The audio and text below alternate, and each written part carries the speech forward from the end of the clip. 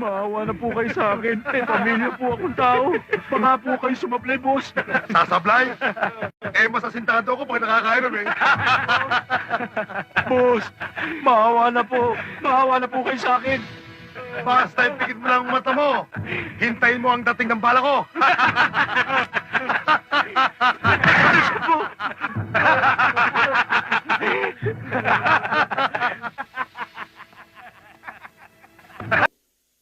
Nakakahiya nga sa mga kapitbahay eh.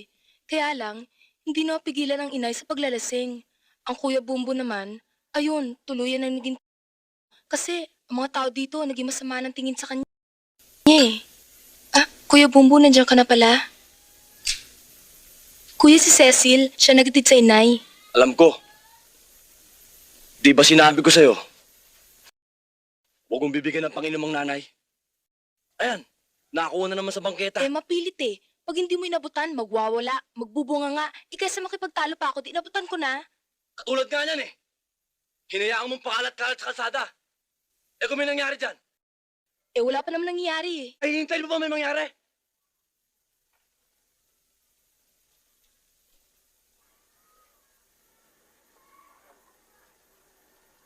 Sa susunod, pag humingi sa'yo ng pambili, huwag mo nang bibigyan. Kung mapilit, ikaw na ang bumili. Huwag mo nang hayaang siya pa kumalat dyan. Pakalat-kalat sa kalsada. Tandaan mo yung sinabi ko, ha? Ikaw, salamat, ha?